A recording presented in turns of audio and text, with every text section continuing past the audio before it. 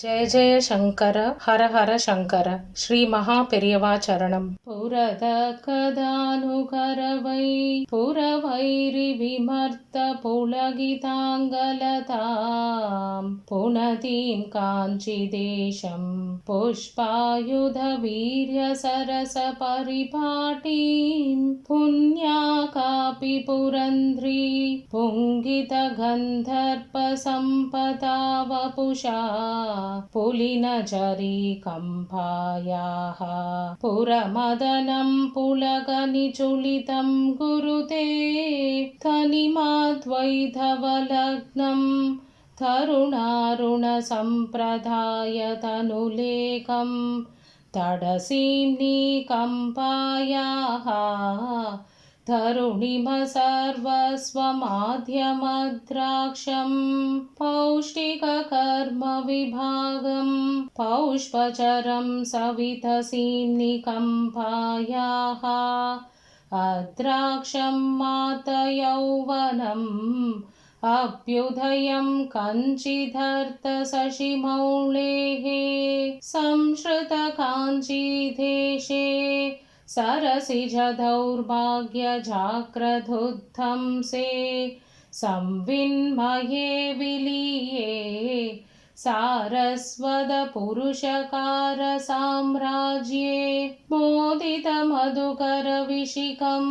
स्वाधिमसमुदाय सारकोदण्डम् आदृतकाञ्चीकेलनम् आधिममारुण्यभेदमाकलये पुररीकृतकाञ्चीपुरीम् उपनिषद् अरविन्दगुहरमधुताराम् उन्नम्रस्तनकलशीम् उत्सवलहरीम् उपास्महे शम्भोः येन शिशुदीर्घलोचनम् येनः परिपन्थि सन्ततं न जताम् एकाम्रनाथजीवितम् एवं पदधूरमेकमवलम्बे स्मयमानमुखं काञ्चीम् अयमानं कमपि देवताभेदं धयमानं वीक्ष्य मुहुः वयमानन्दामृताम्बुधौ मग्नाः कुतुकजुषि काञ्चिदेशे कुमुदत्तपोराशिभागशेखरिते गुरुते मनोविहारम् कुलगिरिपरिप्रुडकुलैकमणिदीपे वीक्षे महि काञ्चीपुरे विपुलस्तनकलशकरिमपरवशितं पितृमसहचरदेहम्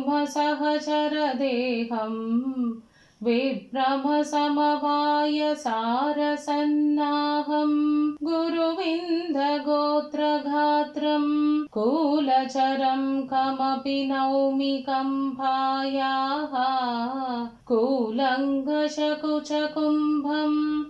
कुसुमायुधवीर्यसारसंरम्भं कुट्मलितकुचकिशोरैः कुर्वाणैकाञ्चिदेशसौहार्दं कुङ्कुमशोणैः निशितं कुशलपदं शम्भुसुकृतसंभारैः अङ्कितकचेन केनचित् अन्धङ्करनौषधेन कमलानाम् अन्तःपुरेण शम्भो अलङ्क्रिया कापि कल्प्यते काञ्च्याम् पूरीकरोमि सन्ततम् ऊष्मलः फालेन ललितं पुंसा उपकम्भं मुचितकेलनम् उर्वीधरवंशसम्पदुन्मेषम् अङ्गुरितस्तनघोरकम् अङ्गालङ्कारमेघचूतपते आलोके महिकोमलम् आगमसंलाभसारयाथार्थ्यं पुञ्जितकरुणम् उदञ्चित सिञ्चितमणिकाञ्चि किमपि काञ्चीपुरे मञ्जरितमृदुलहासं पिञ्जरतनुरुचि पिनाकि मूलधनम् लोलाहृदयोऽस्मि शम्भोः लोचनयुगलेने लेख्यमानायां ललितपरमशिवायां लावण्यामृततरङ्गमालायां मधुकरसहचरचिकुरैः मदनागमसमयदीक्षितकटाक्षैः मण्डितकम्भाधीरैः मङ्गलगन्धैः ममास्तु सारूप्यं वदनारविन्दवक्षो वामाङ्गतटी वशम्वतीभूता पुरुषहृदये त्रेधा पुरन्त्रिरूपा त्वमेव कामाक्षी।